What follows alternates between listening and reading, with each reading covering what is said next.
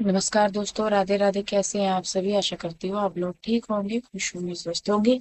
तो जी, अपने सारे काम निपटाने के बाद यहाँ मेरी बारी आ जाती है अपने लड्डू गोपाल हर को। और यहाँ पे देखिए, मैंने उनको व्हाइट कलर की पोशाक पहनाई है। और तीनों की ही मेरी जो है वो सेम ही होती है और मुझे अच्छी भी लगती है। और मैं सही में बताऊं, मुझे जो बच्चे भी एक जैसे कपड़े पहनते हैं ना, वो मुझे बड़े पसंद आते हैं। पीहू रुई को मैं पहले दोनों को सेम कपड़े पहनाती थी, कलर अलग हो जाता था उनका, लेकिन सेम सेम पहनाती थी, तो सबको ये लगता था कि वो दोनों ट्विंस हैं।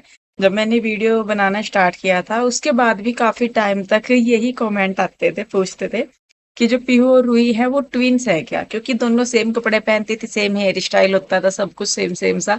तो इस वजह से जब तक वो दोनों एक साथ खड़ी ना हो, क्योंकि रूही की जो हाइट है वो थोड़ी कम है, तो इस करके फिर मतलब दूर से पता नहीं चलता था।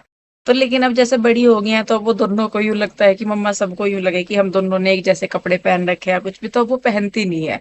लेकिन लड्डू गोपाल जो है तीनों, उनका तो खैर अलग ही है। तो यहाँ पे देखिए, मैं राधा रानी जी का श्रृंगार कर रही हूँ और आभूषण वगैरह उनको पहना रही हूँ। और मैंने इतनी सारी ज्वेलरी वगैरह सारा कुछ जो है लड्डू गोपाल का है, कम से कम 50 होंगे इनके, जिसमें से मतलब मैं लेके आती रहूं। मैं पुराने भी, मतलब ये नहीं है कि ज्यादा दिन पहनाती हूँ।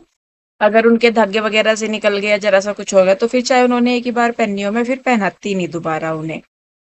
तो उनके अलावा भी बहुत सारी पोशाक है, और अपने लिए हो ना हो, लेकिन जब लड्डू गोपाल की बारी आती है ना, तो पता नहीं कैसे ना कैसे करके हो जाता है मैनेज सब कुछ। और फिर उनके लिए जैसे पोशाक वगैरह लानी हो, और मतलब यूं भी नहीं कि कुछ भी उठा लो, बहुत सारी देखने के बाद जाके कोई पसंद आती है। तो खैर देखिए जी, यहाँ पे तीनों हो गए हैं तैयार। और कमेंट बॉक्स में राधे राधे लिख के जरूर बताइएगा कि मेरे लड्डू गोपाल का श्रृंगार आप लोगों को कैसा लगा।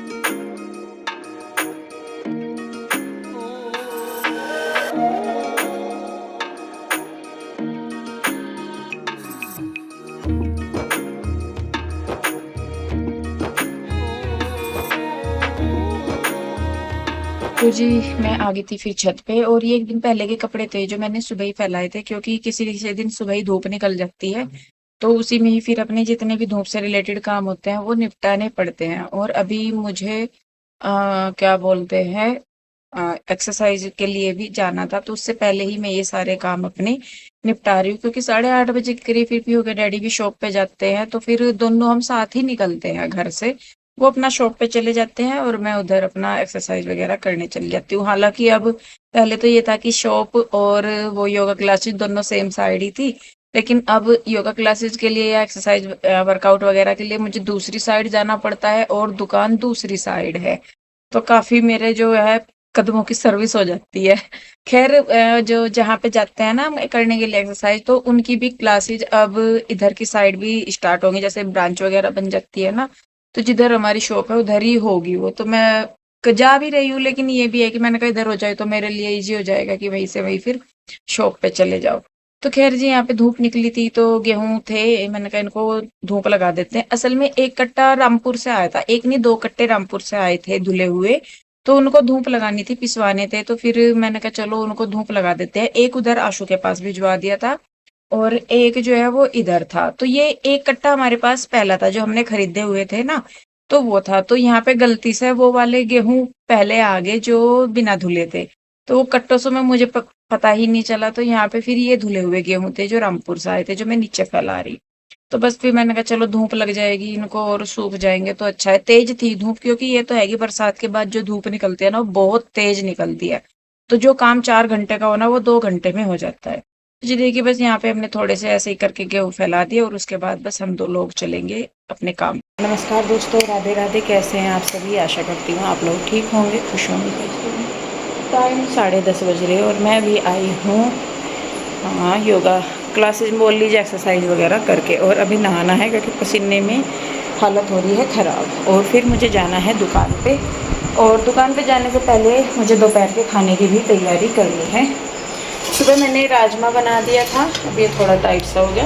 इसके साथ मुझे बनाने हैं चावल, और फिर रोटी मैं तभी बना दूंगी, चावल मैं राइस कुकर में बनने के लिए रख दूंगी, और साथ में चाय वगैरह। मैंने नाश्ता नहीं किया, अब पहले मैं नहाऊंगी धोऊंगी, फिर उसके बाद नाश्ता करूंगी। और ये लेके आई हूँ मैं फ्रूट, रास्ते में फ्रूट वाले भैया मिल गए थे, तो ये है नाशपाती, ये और ये है नारियल और ये हैं केले। तो केले मैं इसलिए लेती हूँ क्योंकि लड्डू गोपाल को भोग में दे देते हैं केले वगैरह, तो इसीलिए। तो जी अभी थकान तो हो रही लेकिन जाना ज़रूरी है। और राशन मैंने थोड़ा सा कल ब्लिंकिट से मंगवाया था रात ही, बाकी सारे डब्बे खाली रखे हैं। ये रात मंगवाया था मैंने, कोई दाल नहीं है, दाल ही 2-3 जो है वो रात ही मंगवाई थी क्योंकि इनका भी टाइम नहीं लग रहा और जिनसे हम राशन लेके आते हैं वो हैं दूर, तो इसी वजह से मैंने कहा चलो, फिर ये कहने लगे कि थोड़ा सा ज़रूरत के हिसाब से ब्लिंकिट कर ले, फिर बाद में ले आएंगे। मैंने कहा चलो। तो अभी सबसे पहले मैं हाथ वगैरह धो के चावल बनने के लिए रखती हूँ, चाय बनने के लिए रखती हूँ। जब तक मैं नहा धो के आऊँगी चावल मतलब बन जाएंगे वो, तो उसमें तो ऑटोमेटिकली बंद हो जाएगा और चाय वगैरह बन जाएगी। ठीक है जी, तो चलिए फिर थोड़ी देर में मिलते हैं। जी वहाँ से आके फिर मैं नहाई धोई, नहा धो के अपना श्रृंगार वगैरह किया और उसके बाद बस फिर मैं लग गई थी वापस से अपने काम पे। सुबह जब कान्हार को नहलाया धुलाया था तो तब मैं उनको केले वगैरह दे के गई थी, जैसे भोग के लिए सुबह सुबह। फिर अब मैं उनको दूध दूंगी। वैसे तो मैं सुबह के टाइम भी दे देती हूँ दूध, अगर सुबह को नहीं दिए गए तो फिर दोपहर को दे देती हूँ। नहीं, सुबह को मैंने उन्हें बिस्किट दिए थे भोग के लिए और उसके बाद फिर अब मैं दूध और केले दे रही हूँ। तो मैंने कहा चलो भाई, होता है देखिए, उनके बिना तो कुछ नहीं है और बस सब कुछ उनका ही है। अपने पास जो है ना, सब उनकी ही कृपा है। और ये बात मैं सिर्फ कहने के लिए नहीं कहती कि मैं कहती हूँ, मुझे पता है क्योंकि उनके घर में आने से पहले हमारे पास क्या था और उनके घर में आने के बाद हमारे पास क्या है। ऐसा नहीं है कि कुछ नहीं गया, गया भी बहुत कुछ है, लेकिन उसके बदले जो ऊपर वाले ने दिया है ना, तो वो उस जाने वाले के मतलब हर चीज को खत्म कर देता है। बस ये है कि हाँ, थोड़ा-सा तो अपने मन को सँभालना पड़ता है क्योंकि जब कोई चीज़ जाती है या कोई दुःख होता है या तकलीफ़ होती है तो थोड़ा-सा तो मन को देखिए ठेस पहुँचती है। लेकिन टाइम रहते-रहते जब ऊपर वाला चीज़ें मैनेज करता है ना, तो फिर वो सारी चीज़ें सही होती हैं। हमने तो सारा कुछ अपना अपने भगवान को सौंप रखा है, उनको जो लगता है हमारे लिए सही है वो हमें दे देते हैं और जो लगता है कि हमारे लिए सही नहीं है वो हमसे दूर कर देते हैं। हमें तो इतना पता है। और ये है, अपना एक बार अपने आप को ना सौंप के देखिए कि भगवान जो है तेरे हाथ में है, जो तुझे करना है वो कर, जो आपको अच्छा लगता है वो दीजिए, जो नहीं लगता मत दीजिए। जो भी है अच्छा बुरा सब आपका है। तो यकीन मानिए जीवन इस तरीके से चलेगा कि आपके काम बनते चले जाएंगे। वो काम जो आपको ये लगता है ना कि हो नहीं रहे थे और वो हो रहे हैं, भले ही टाइम लग के हो रहे हैं, लेकिन आपको वाकई में ही पता लगेगा कि नहीं, भगवान करता है। महसूस करने की चीजें हैं जी बहुत। और अपने जीवन में मैंने वो चीज़ बहुत की है। जब तक हमने अपने तरीके से चीज़ों को हैंडल किया, हम लोग परेशान ही रहे। और ये भी नहीं है कि हाँ भाई बिल्कुल हम निश्चिंत ही है कि हमने हाथ पैर हिलाने बंद कर दिए कि नहीं भगवान करेगा। भगवान भी तभी करेगा जब हम अपनी तरफ से थोड़ा बहुत प्रयास करेंगे, क्योंकि कहते हैं ना कि आप एक हाथ बढ़ाएं तो भगवान, एक कदम बढ़ाइए तो भगवान 2 कदम आपकी तरफ बढ़ाएंगे, तो वैसे वाली चीज़ है। और बस अच्छा है, हाँ ये है कि बीच में मन परेशान हो जाता है क्योंकि इंसानी नेचर है कि वो किसी भी चीज पे रिएक्ट किए बिना रह नहीं पाता। लेकिन बस ये है कि थोड़ा सा फिर अपने मन को उधर कर लो तो सब सही हो जाता है। और मेरे तो लड्डू गोपाल बस कहने की देर है, उन्हें तो बताने की है। और मैं सही में बताऊं, मैं आप लोगों को भी, मेरे जो लड्डू गोपाल है ना तीनों ही लाडली भी हैं। और देखिए लाडली के आने के बाद ही शॉप ली गई हैं। और लाडली के आने के बाद तो इतनी चीजें क्लियर हुई है, इतनी चीजें मतलब सही हुई हैं, इतनी चीजें बहुत बहुत गोविंद माधव हैं जब से भी बहुत सारी चीजें हुई है। तब हमने ये घर भी लिया, प्लॉट भी लिए और भी कई सारे काम हमने किए, सारा कुछ किया। लेकिन लाडली के आने के बाद उन चीजों में बस बढ़ोतरी ही हुई है। और मैं आप लोगों से कहती कि हाँ, आप कभी ना गोविंद माधव और लाडली से कुछ मांग के देखिए, आपकी वो मुराद पूरी ना होना तो बताइएगा। मैं ये नहीं कह रही हूँ कि हमारे भगवान जो है या जो हमारे यहाँ है या जिनके पास हम है वो अलग है, लेकिन एक करके देखिए। भले ही थोड़ा सा आपको टाइम लगे, एकदम से तो देखिए कुछ नहीं होता, लेकिन मुराद आपकी जरूर पूरी होगी। तो खैर जी, यहाँ पे मैं चाय बना के लेके आई थी, आके फिर हम लोगों ने पार्सल पैक किए। और काफी टाइम लग जाता है पार्सल पैकिंग में, क्योंकि अगर एक भी पार्सल गलत निकल जाता है ना तो उसमें बड़ा वो हो जाता है कि भाई परेशान हो जाते हैं। लेकिन फिर भी देखिए कई बार होता है कि हम करते कुछ और हैं लेकिन वो हो जाता है, गलती से होता है, इंसान जानबूझ के नहीं करेगा वो चीज।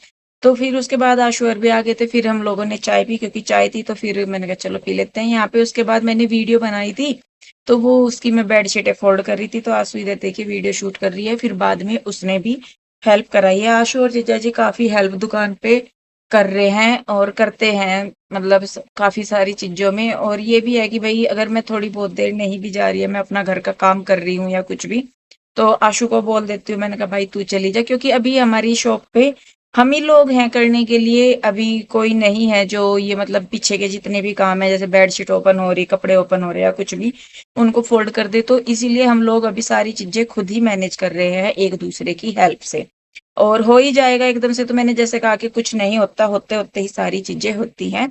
तो इसलिए देखिए बस यहाँ पे जो बेडशीटें थी, जो सारा कुछ था, वो हम फोल्ड करके रख रहे हैं। और उसके बाद बस फिर मुझे वापस भी आना था घर पे, क्योंकि मैं जैसे बता रही थी कि मेरा एक पैर दुकान पे और एक पैर घर पे ऐसे रहता है। तो बस यहाँ पे करके मैं सारा कुछ घर गई, और खाना मेरा बना हुआ था जब मैं घर पे गई थी। तो जी मैं आ गई हूँ घर, बच्चे भी आ गए हैं, बच्चे दुकान पे ही उतर जाते हैं, तो वहीं से अभी ये आए हैं वो साथ में। और यहाँ पे राजमा हो गया था, और साथ में जो चावल हैं वो भी बन गए थे, बल्कि ये गर्म है अभी तक भी बिल्कुल, ये देखिए ऐसे। तो बस राजमा चावल ही अभी करेंगे, क्योंकि मेरी हिम्मत नहीं है हो रही बिल्कुल भी। और फिर ये भी इनसे भी मैंने पूछा, ये कहने लगे कि कोई नहीं, राजमा चावल ही खा लेंगे।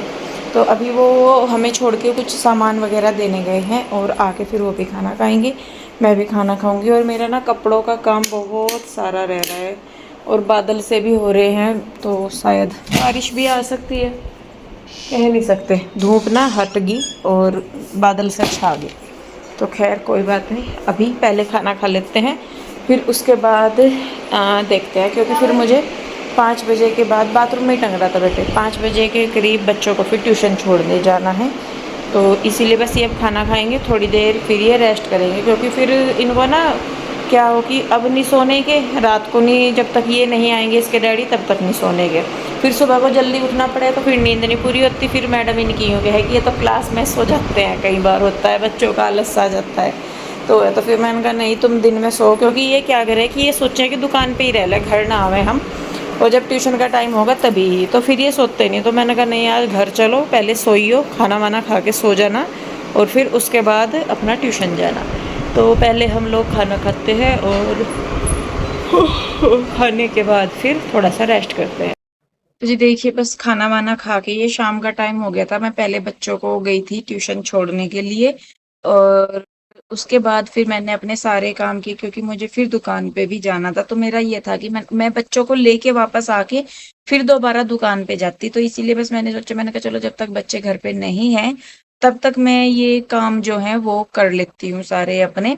और मैं दोपहर को जब चाय वगैरह बना रही थी, तो मैं फिर खाना बना के गई थी, क्योंकि सुबह के टाइम मैंने राजमा बनाया था, फिर दोपहर को मैंने चावल बनने के लिए रख दिए थे, आटा बना हुआ था, फिर आगे रोटी ही सेकनी थी। तो इस तरीके से अपनी चीजें मैनेज करनी पड़ती है, और थोड़ा सा स्टार्टिंग में लगता है, लेकिन बाद में जो है वो धीरे धीरे सब कुछ सही होने लगता है। तो देखिए यहाँ पे जो गेहूं थे वो मैंने अलग अलग थे, तो अलग अलग ही करके मैं उनको मोन्टी में रख दे रही हूँ।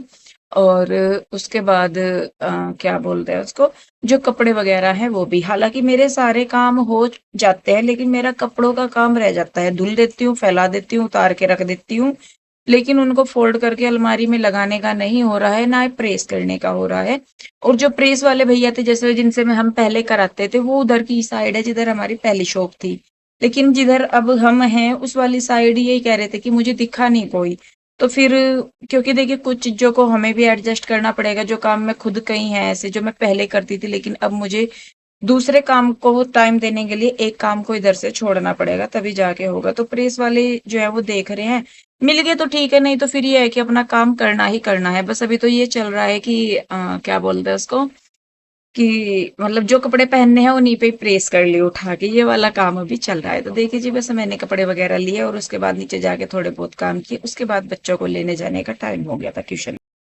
जी शाम का टाइम हो गया है, और मैं जा रही हूँ बच्चों को लेने ट्यूशन से। वैसे तो आ जाते हैं, लेकिन बस मैं जा ही रही, मैंने कहा ले आएंगे, क्योंकि गली में ना सांड और कुत्ते वगैरह बहुत हो रहे, तो इसीलिए मैंने सोचा, फिर मैंने कहा चलो मैं क्या, छोड़ने भी जाते हैं लेने भी जाते हैं, मैं कहा चलो भाई और आजकल टाइम है भी नहीं बच्चों को छोड़ने का कि अकेले आए जाएं, क्योंकि पता नहीं लगता टाइम का आजकल के। तो बस इसीलिए फिर मैं जा रही हूँ और थोड़ी सी इसकी मैडम से बात करके भी आनी है मुझे, पढ़ाई से रिलेटेड ट्यूशन वगैरह से। और फिर उसके बाद आके मैं देखती हूँ खाने वाने का काम सारा।